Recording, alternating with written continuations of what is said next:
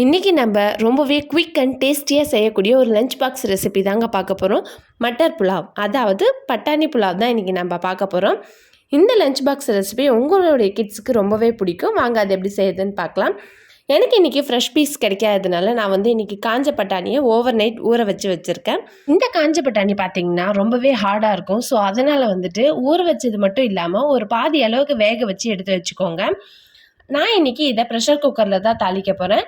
குக்கரில் ஒரு 2 ஸ்பூன் எண்ணெய் ஆட் பண்ணிவிட்டு கூடவே 1 ஸ்பூன் நெய் ஆட் பண்ணிக்கோங்க. எண்ணெய் நல்லா சூடானதும் இதில் 2 ஏலக்காய், 1 பிரிஞ்சி லீஃப், 2 கிராம்பு, ஒரு 3 துண்டு பட்டை எடுத்துக்கோங்க. இது கூட ஒரு 1/2 ஸ்பூன் சீரகம், 1/2 ஸ்பூன் ஷாஜி ஜீரா எடுத்திருக்கேன். இது எல்லாத்தையும் நம்ம எண்ணெயில் ஆட் பண்ணிவிட்டு கூடவே ஒரு 5 முந்திரி பருப்பை இது மாதிரி உடச்சி வச்சுருக்கேன். அதே இது கூட சேர்த்து ஒரு கலரி விட்டுட்டு அடுத்ததாக ஒரு பெரிய சைஸ் வெங்காயத்தை நான் இந்த மாதிரி ஸ்லைஸாக கட் பண்ணி வச்சுருக்கேன். அதையும் இது கூட சேர்த்து நல்லா கலரி விட்டுருங்க. இப்போ வெங்காயம் வதங்கிறதுக்கு தேவையான அளவு ஒரு 1/4 ஸ்பூன் உப்பு ஆட் பண்ணிக்கோங்க. இது எல்லாத்தையும் நல்லா கலரி விட்டுட்டு வெங்காயம் நல்லா ஓரளவுக்கு வதங்கி வந்ததும் இதில் ஒரு 1/2 ஸ்பூன் இஞ்சி பூண்டு பேஸ்ட்டு சேர்த்துக்கோங்க.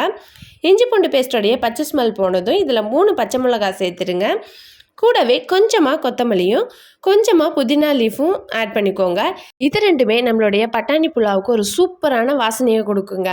இப்போது இதெல்லாம் வதங்கினதும் நம்ம வேக வச்சு எடுத்து வச்சுருக்கிற பட்டாணியை இது கூட சேர்த்து நல்லா கலரி விட்டுக்கோங்க.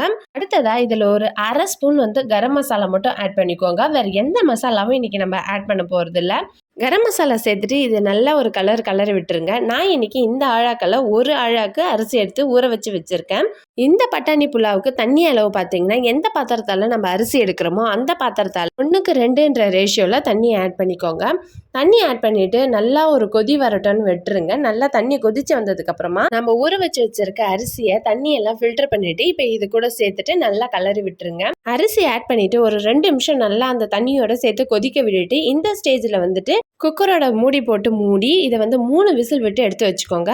நான் இன்றைக்கி நார்மலான சாப்பாட்டு அரிசியில் தான் செஞ்சு காமிச்சிருக்கேன். நீங்கள் பாஸ்மதி ரைஸில் செஞ்சிங்கன்னா 1 விசில் இல்லை 2 விசில் உங்கள் குக்கருக்கு ஏற்ற மாதிரி விசில் விட்டு இறக்கி வச்சுக்கோங்க. அவ்வளோதான், நம்மளுடைய கமன்னு பட்டாணி புலாவ் ரெடி ஆகிடுச்சு. இந்த பட்டாணி புலாவ் பார்க்குறதுக்கு ரொம்பவே சிம்பிளாக இருந்தாலும் டேஸ்ட் சும்மா அட்டகாசமாக இருக்குங்க. மறக்காமல் நீங்கள் அடுத்த வாட்டி பட்டாணி புலாவ் செய்யும்போது இந்த மாதிரி செஞ்சு பார்த்துட்டு எப்படி இருந்துச்சுன்றதை கமெண்ட் செக்ஷனில் சொல்லுங்கள். இந்த வீடியோ உங்களுக்கு பிடிச்சிருந்துச்சுன்னா மறக்காமல் ஒரு லைக்கை போட்டுட்டு உங்கள் ஃப்ரெண்ட்ஸ் அண்ட் ஃபேமிலிக்கு ஷேர் பண்ணிவிடுங்க. நீங்கள் இன்னும் நம்ம சேனலை சப்ஸ்கிரைப் பண்ணலையா? அப்போ உடனே சப்ஸ்கிரைப் பட்டனை ப்ரெஸ் பண்ணிவிட்டு பக்கத்தில் இருக்க பெல் பட்டனையும் ப்ரெஸ் பண்ணிவிடுங்க. நெக்ஸ்ட் ஒரு சூப்பரான வீடியோவில் உங்கள் எல்லோரும் மீட் பண்ணுறேன். See you, bye.